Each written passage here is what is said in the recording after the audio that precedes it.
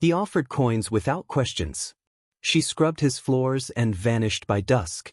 But when he trailed her home out of curiosity, what he found shattered something deep in him and changed everything he thought he knew about quiet people. Before we dive deeper into this twisted story, don't forget to like and subscribe. Let us know in the comments where you're watching from and enjoy. The only reason he noticed her in the first place was because she didn't speak. Not when he handed her the broom. Not when she hauled water from the well behind his rough-hewn cabin. Not even when she scraped dried mud from the wooden planks where massive footprints had tracked through his door during last month's creature hunt. The first time Hank Bigfoot Hunter hired her, he figured she wouldn't last the day. She was small, maybe late 20s, with a quiet face and a spine that didn't seem to bend under the mountain cold. Her clothes were patched more than they were whole, and her boots looked like they might crumble into dust any second. But she worked like the wind itself, thorough, invisible, never asking for more than what was promised. He paid her a silver dollar that first evening, expecting her to count it, maybe ask for more. She didn't. Just nodded, wiped her hands on her faded apron, and walked back toward the pine forest without so much as a word.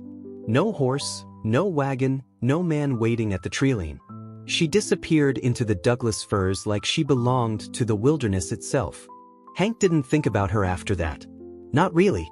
He was a man who kept to his own counsel. 15 years tracking the legendary Sasquatch through the Pacific Northwest, following footprints the size of dinner plates and collecting stories from terrified settlers. Now settled in a rough cabin 5 miles outside of Timber Falls, Oregon, making his living hunting the creature that had become his obsession. But 3 weeks later, she came again. Same hour, same silence, same work. Left the coin untouched on his crude wooden table when he wasn't looking. He watched her the third time she came, then the fourth. Something about the way she moved struck him. Not like someone used to honest labor, but like someone who had no choice in it. Like someone always waiting for the next blow to fall, even in silence. By the 5th visit, he knew her name. It wasn't from her lips, he never heard her speak a word, but from a scrap of paper tucked inside a small cloth bundle she left by the door. Maria Santos. Careful handwriting, gentle letters, no other markings. The 6th time, Hank followed her. He didn't mean to, not really. But sunset came fast, and he found himself on his porch watching her vanish again into the thick line of pine and cedar at the edge of his property. There was no trail he could see, no path a horse might take, just rocky ground and fallen logs. He saddled his buckskin stallion and told himself he was just riding to check his trap lines. He'd turn back, maybe wave if she looked over her shoulder, but she didn't. She never looked back. The trail she took wound sharp and narrow through the forest, barely wide enough for a person on foot. He dismounted halfway and walked the rest, his heavy boots silent on the pine needles. It was almost dark by the time he crested the last ridge, and then he saw it.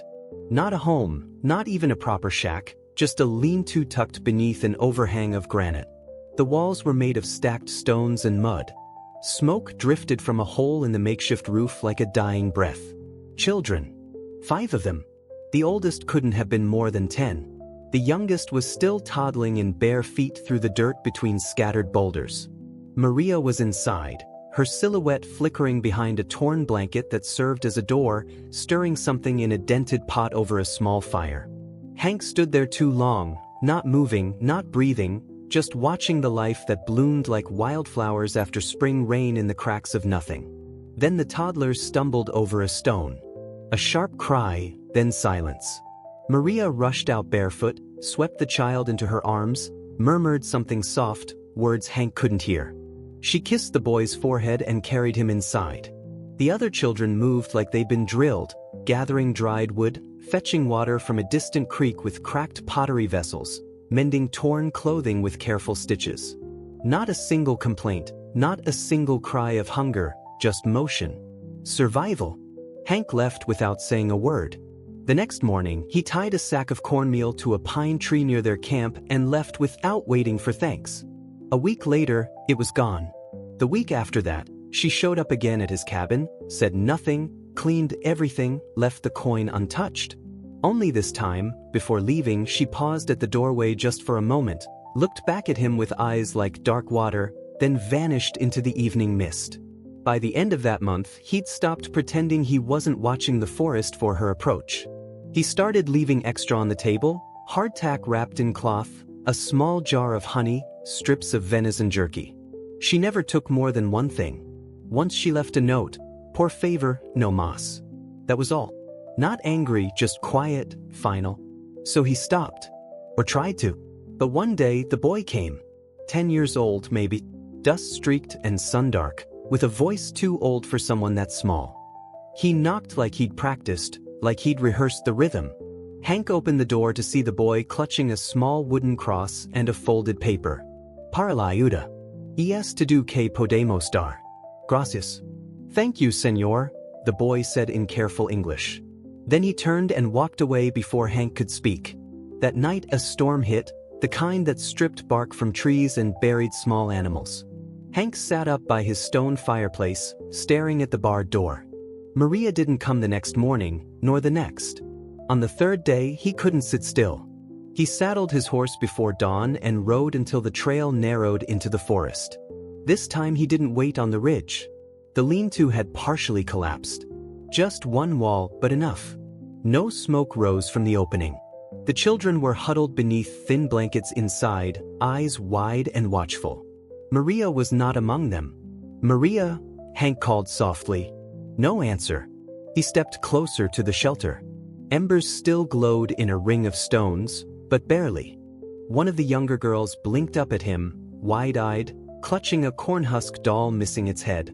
"Mama fue por agua," she whispered. "Yesterday." The boy, the older one, protective, stood beside her. "She said she'd come back by dark," he added in English. She hadn't. Hank didn't wait. He rode toward the nearest water source, scanning every fallen log she might have taken shelter behind. It was near sunset when he found her, collapsed beside a swollen creek, her leg twisted beneath a fallen branch and her arm bent at an unnatural angle. She was conscious, barely. Her lips were cracked, blood on her torn sleeve. "Iba a regresar," she murmured. "I was going to return." Hank didn't speak, just lifted her gently and carried her to his horse. When he brought her to his cabin, the children followed in silence. He had gathered them all, loaded onto a makeshift travois behind his horse, bundled in what blankets he could find, quiet and stiff with uncertainty. Now they sat huddled around his stone fireplace as Maria lay unconscious on his narrow bed, pale and still.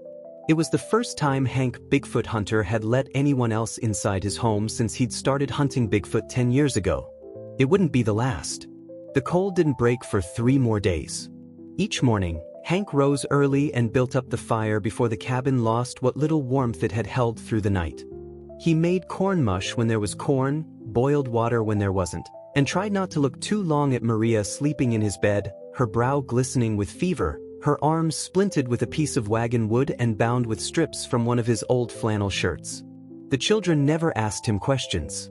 They just existed around him, soft-footed and solemn, like shadows with names. The oldest, Miguel, was 11 and already carried himself like a man in how he spoke and watched over the others.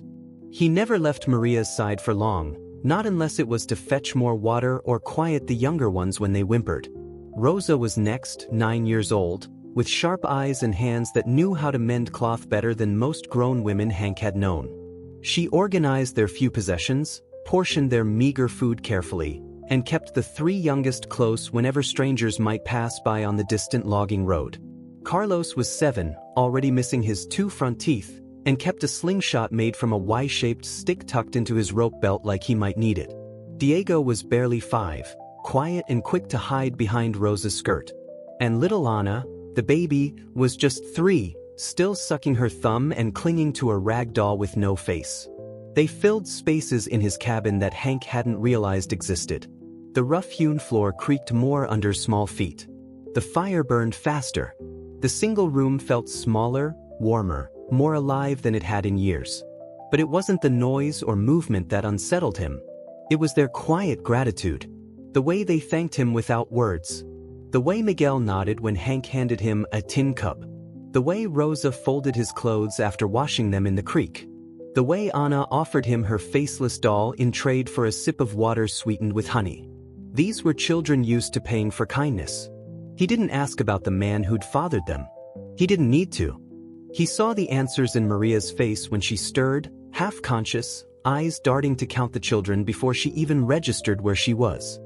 He saw it in the way the children flinched when his heavy boots struck the floor too hard. He saw it in the bruises that hadn't fully faded from Maria's ribs, old marks like fingerprints pressed into clay. By the fourth day, Maria finally sat up on her own. Her lips were dry, but her voice, when it came, was clear and steady. "I told you not to follow me," she said in accented English. Hank, kneeling to check her bandage, didn't look up. "You told me a lot of things without saying a word." She winced as he adjusted her splint. "You should have left us there." "I did," he said quietly. "Once." She didn't reply. Just closed her eyes and leaned back against his rolled blanket, her breath catching as pain shot through her side. The fire popped between them, filling the space where too many things wanted to be said. Later that night, he found Miguel sitting outside the cabin, wrapped in Hank's old hunting coat, watching the stars drag silver light across the forest canopy. Hank joined him without speaking, settling onto a wooden stump he used as a step. They sat in silence for a while before the boy finally spoke. "She doesn't sleep much," Miguel said. Hank nodded. "She gets up when she thinks we're sleeping. Checks our shoes, counts the water, makes sure we have enough food hidden away. She always thinks she's going to have to run again." Hank turned to look at him, surprised by the steady calm in the boy's voice. "You ever ask her why?" Miguel shook his head. "Didn't have to." They didn't speak again after that. Not that night. But something shifted between them. The boy stood a little taller the next day. Hank stopped waiting for thanks. That week, he hitched his horse to a small cart and rode into Timber Falls. Brought back 2 sacks of beans and a smoked ham from the general store. Told the shopkeeper he'd taken in some distant relatives, then left before the man could ask questions. When he returned, Maria was sitting by the fire, her black hair braided down her back, holding Anna in her lap. "You're not obligated," she said simply when he set the supplies down. "Neither are you," he replied. And that somehow settled it. It wasn't a decision. There were no declarations, no promises exchanged under candlelight, just a quiet series of choices. Maria stopped preparing to leave after dark. The children unpacked their few belongings into corners of the cabin. Carlos asked if he could sleep in the loft when it got too warm.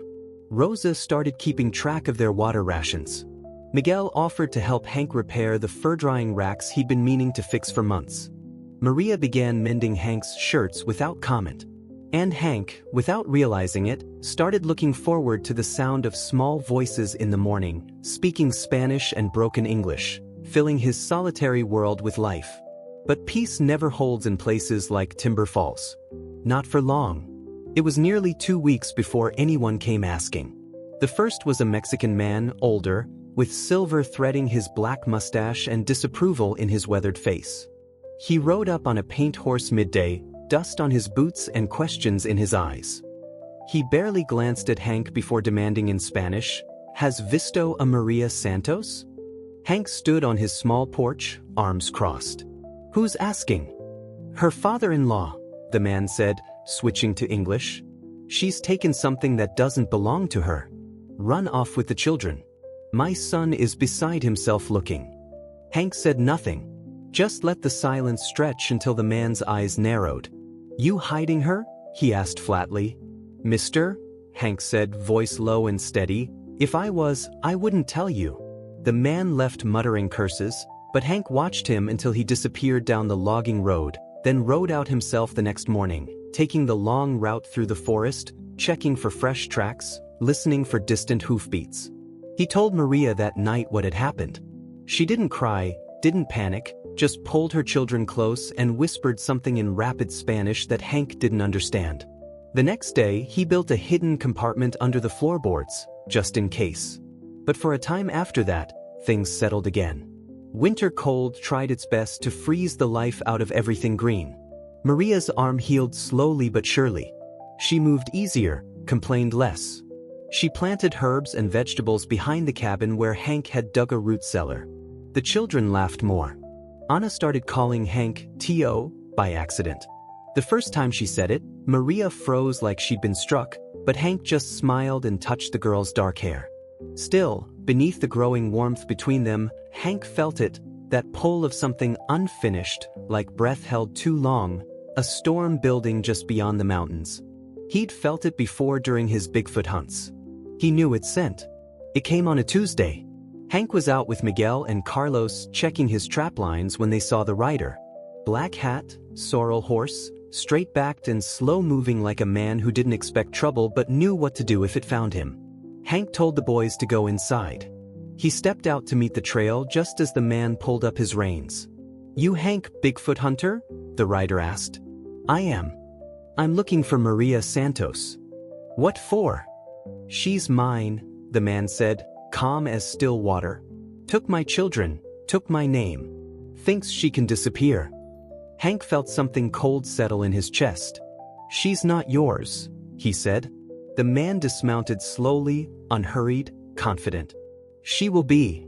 And then, without warning, the man smiled. A slow, knowing curve of his mouth. "She was always good at making men think they were saving her," he said. "You'll see." Hank didn't reply, didn't move. But that night he slept with his boots on, kept his Colt within reach, and when he heard Maria's footsteps in the darkness, saw her silhouette pause by the window, he knew she'd heard every word. The wind shifted the next morning. The air felt different, charged like before a lightning storm. And Hank, Bigfoot Hunter, once a hunter who'd sworn to protect the innocent from monsters, found himself checking the cabin's thick walls, counting ammunition, measuring the distance between his home and the forest where a man could make a stand. Something was coming. He just didn't know when. It began with the traps. Hank had set snares throughout the forest, enough to catch small game but not much protection against determined men. He hadn't needed more security, not until now. So when Miguel came back from checking the creek with news that fresh boot prints circled their property, Hank didn't ask questions. He just nodded and began building proper defenses around the cabin perimeter. The horse proved the right choice.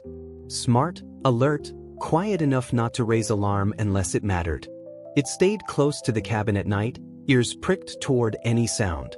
Rosa took to brushing its coat each evening. Carlos fed it handfuls of grass and declared it their guardian. But it wasn't the horse that made Hank feel more secure.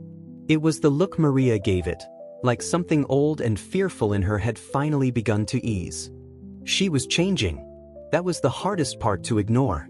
Not into someone else, but into herself. The way her shoulders straightened when she worked. The way she hummed softly as she ground corn, her voice nearly lost beneath the scrape of stone on stone.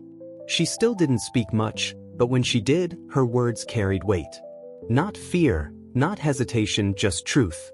"Your fence is weak on the north side," she said one morning, not long after the autumn rains began. "Bears will find the food stores if you don't fix it." Hank glanced over his shoulder, surprised. "I thought you didn't mind the wildlife."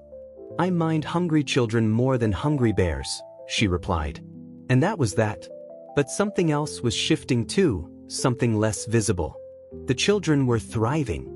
Miguel even laughed out loud once, and Hank watched Maria's head turn at the sound like she couldn't quite believe it. Anna had begun drawing pictures in the dirt with sticks, little figures with big smiles under a bright yellow sun. Even Diego stopped hiding behind Rosa's skirt when loggers passed on the distant road. But Maria grew quieter in a different way.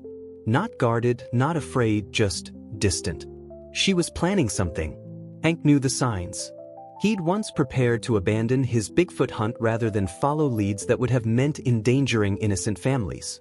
He knew how people looked when they started weighing their lives against what they could carry. So he waited. He didn't ask, but he noticed the way she moved more slowly around the cabin. The way she studied the horizon as if memorizing it. The way her eyes lingered too long on the mountains beyond the valley. Then one night he heard her crying. Not loud, not broken, just a quiet, trembling kind of grief muffled behind the thin blanket that gave her privacy in the corner where she slept. Hank didn't intrude. He sat by the dying fire instead, his back against the cabin wall, listening to the forest wind and the soft sounds of sorrow. He didn't sleep. Neither did she. The next morning, she was gone. Not far, just up the creek near the spring. She was kneeling by the water, her hands folded in her lap, hair braided tight. She looked up as Hank approached but didn't move.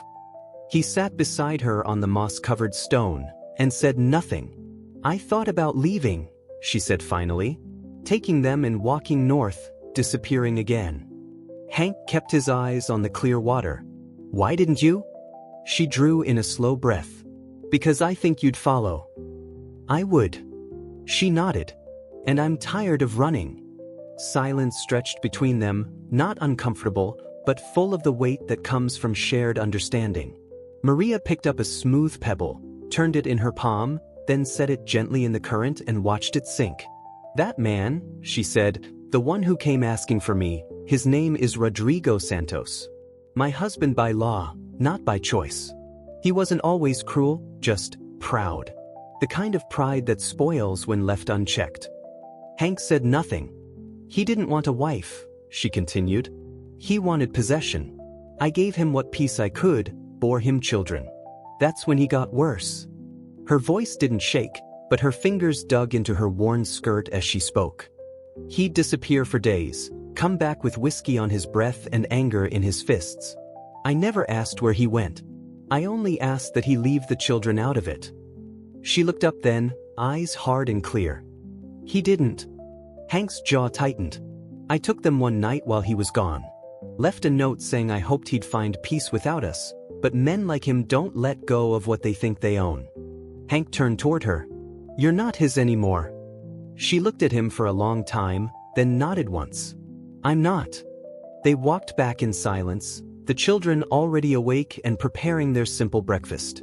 Rosa handed Maria a cup of weak coffee without asking where she'd been. Miguel was teaching Carlos how to identify animal tracks. Ana had drawn another picture in the dirt, this one of the cabin with 6 small figures standing in front, one tall and bearded, the others gathered close. Maria smiled at it for a long while before gently smoothing it away with her foot, as if keeping it might invite bad luck. Hank didn't tell her that Rodrigo Santos had returned. Not yet. He'd seen him 2 nights earlier, just beyond the forest's edge, watching from behind a stand of Douglas firs. Hank had crept out with his rifle, but the man had vanished before he could get close, leaving behind only a cigarette butt and boot prints in the mud. He hadn't told Maria because fear could shatter what little peace they'd managed to build. But he knew time was running short. So he prepared. Fixed the bar across the door, reinforced the shutters on the small windows, checked his ammunition supplies, and taught Miguel how to signal with a mirror if he ever saw riders coming from the south. He told the children they were playing frontier games. He told himself he was just being careful. But Maria knew. He caught her watching him late one night as he double-checked the loads in his pistol. Her eyes were steady, no panic, just the acceptance of a woman who'd lived too many years expecting the worst. "You think he's close?" she said. "I know he is."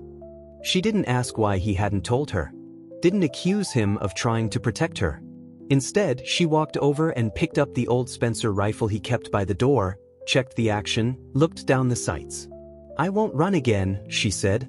Hank nodded. "You won't have to." The next morning, Rodrigo came. Not alone, 3 men rode with him. One tall and grim-looking, another young and nervous, the third older with the look of someone who'd killed before. They stopped 50 yards from the cabin, just beyond easy rifle range. Hank stepped outside, his Colt holstered but visible. Maria stood just behind him, no longer favoring her once broken arm, her stance calm and ready. Rodrigo removed his black hat and smiled that same cold smile. "Maria," he said, voice carrying across the distance. "You look well." She didn't answer. "I've come to take you home." "You never gave me one," she replied, her voice strong and clear. Rodrigo's smile faltered. "You're making this harder than it has to be." Hank stepped forward then. "You're not welcome here." Rodrigo's eyes flicked toward him, amusement simmering beneath the surface. "You think you matter to her, Bigfoot Hunter?" Hank's voice was quiet. "I know I do." There was a beat of silence.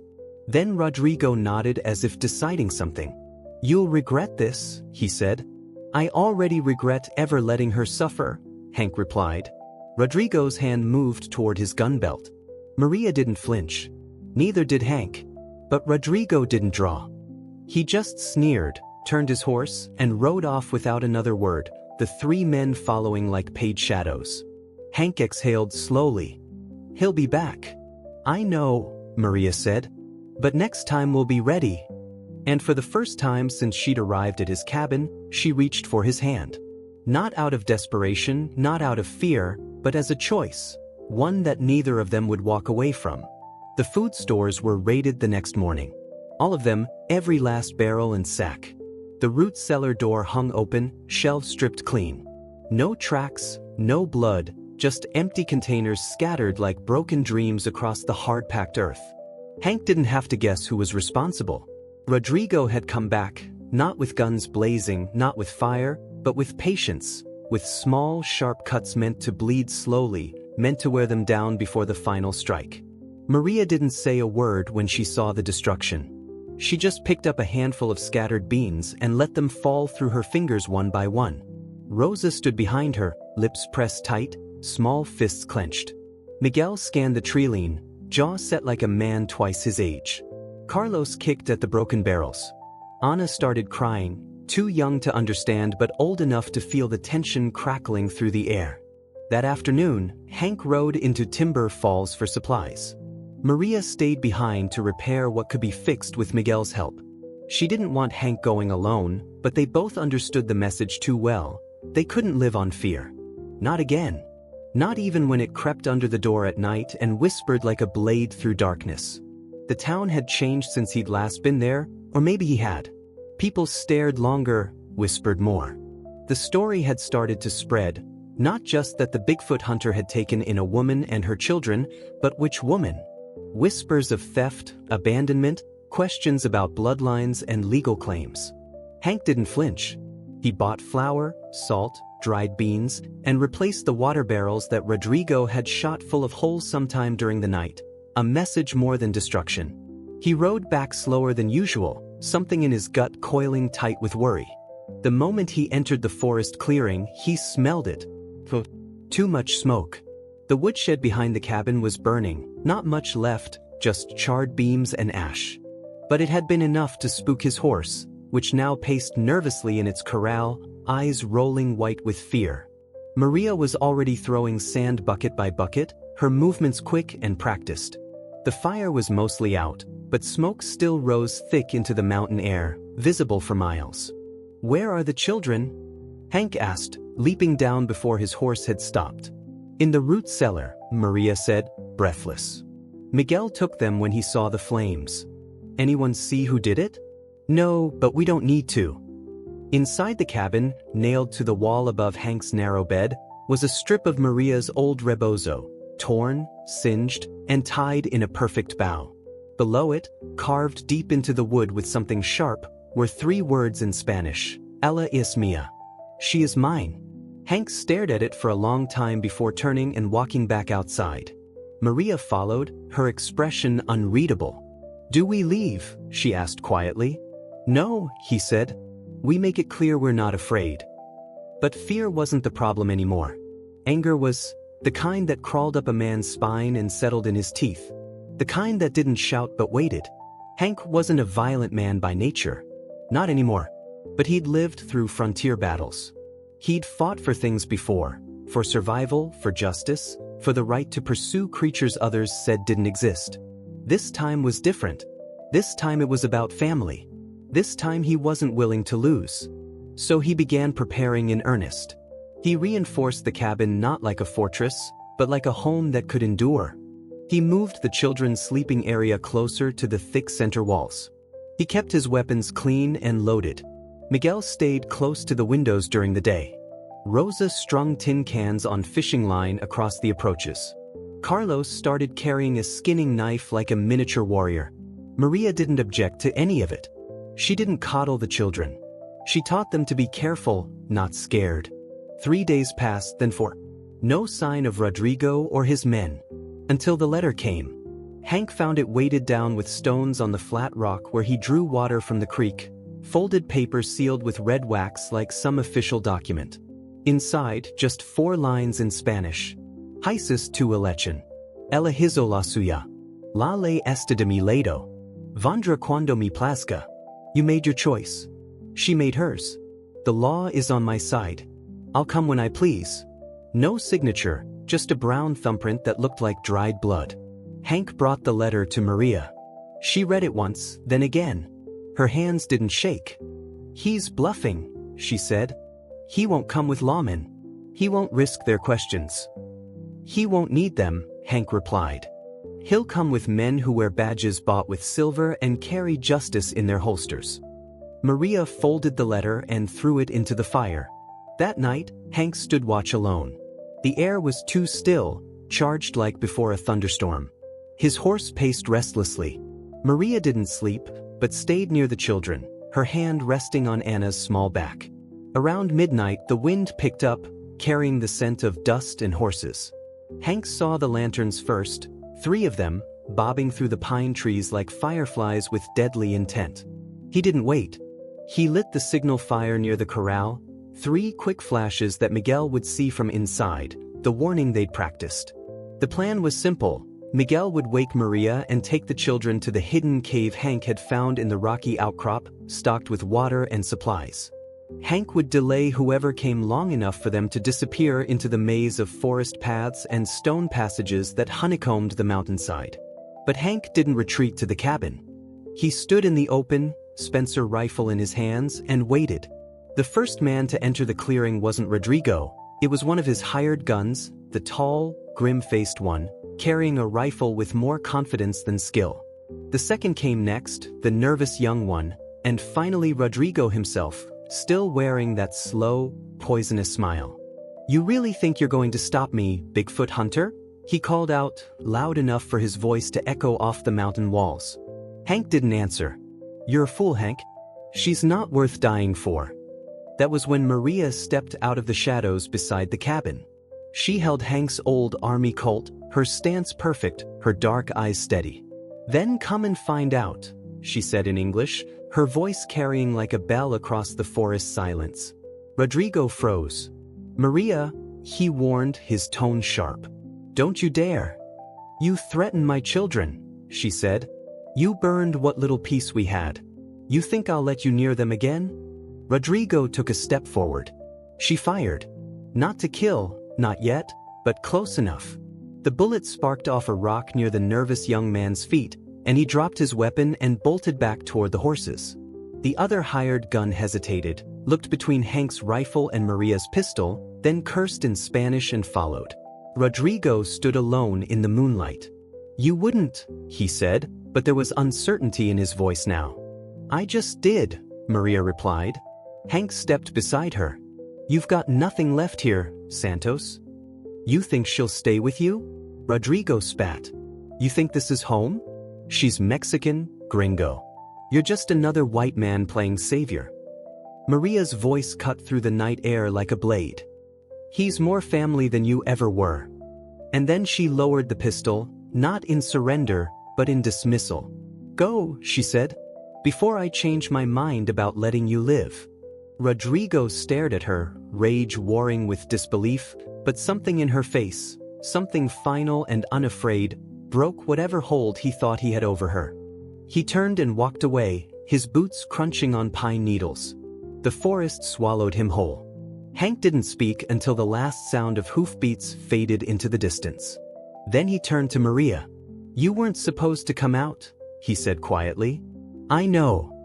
I could have handled it. I know. She looked at him. But I'm glad I did. And he nodded, because this wasn't just about survival anymore. It was about claiming the right to stand and be seen, to fight for what you'd built with your own hands. Inside the cabin, the children emerged slowly from their hiding place. Miguel still clutched the knife Hank had given him. Rosa held Anna tight against her side. Carlos peered out the window like a boy who had just watched his world shift on its axis. Diego stayed close to Maria's legs.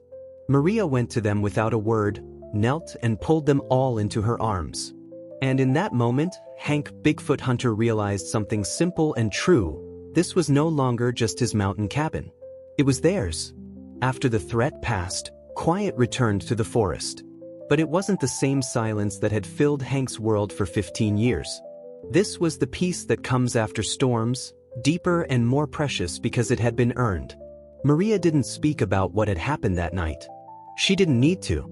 The way she moved through the cabin the next morning, checking on the children, mending torn clothes, grinding corn for breakfast, spoke of a woman who had finally stopped looking over her shoulder.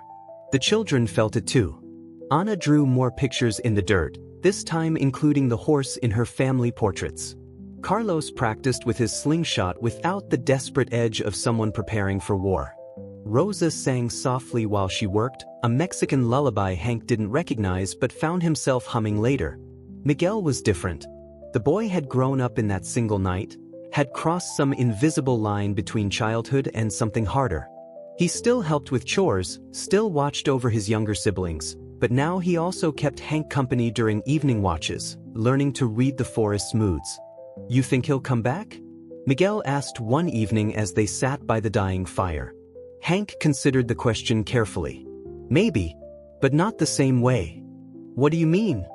"A man like that, he feeds on fear. Take that away, and he's just another bully with too much pride and not enough purpose."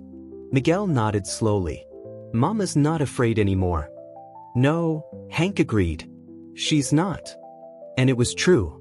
Maria had shed something that night, not just her fear of Rodrigo, but something deeper. The way she apologized for taking up space, the way she always seemed ready to disappear at the first sign of trouble. She moved through their shared life now like someone who belonged there. Winter settled over the mountains with unusual gentleness that year.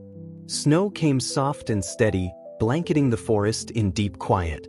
Hank taught the children to set snares, to read weather signs, to move silently through the woods. Maria taught him words in Spanish, laughing when he mispronounced them, correcting his grammar with patient amusement. They developed routines.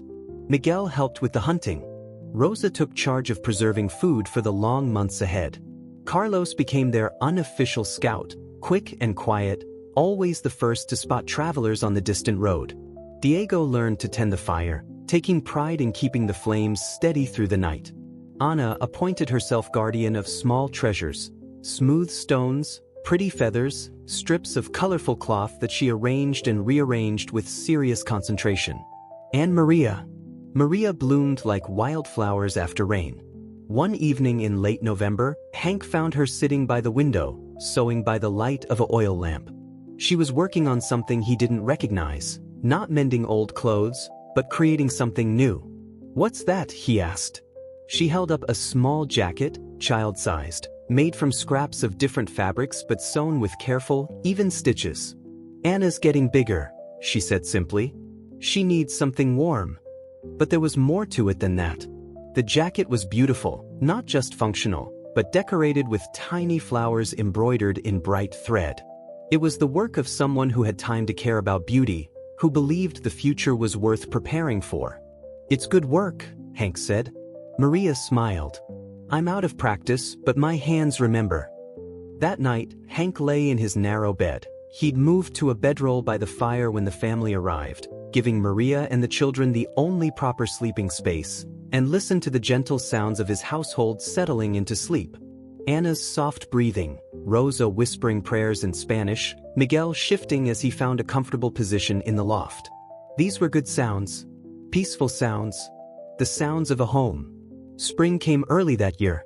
The snow melted in steady streams, filling the creek to overflowing, turning the forest floor into a carpet of green shoots and early wildflowers. Hank expanded the garden plot behind the cabin, and Maria planted seeds she'd saved from vegetables they'd grown the year before. It was while they were working in the garden, Hank breaking ground with a hoe while Maria followed behind, dropping seeds into careful rows, that she said, "I've been thinking about names." Hank paused, confused. "Names? For this place," she said, gesturing around them with soil-stained hands. "It should have a name, don't you think? Something better than Hank's cabin." He'd never thought about it before. The cabin had always just been shelter, a place to store his gear between hunts, somewhere to retreat when winter made tracking impossible. But now, what did you have in mind? Maria was quiet for a moment, considering. "Casa de la Montaña," she said finally. "House of the Mountain." Hank tested the words. trying to wrap his tongue around the unfamiliar sounds. Casa de la Montana.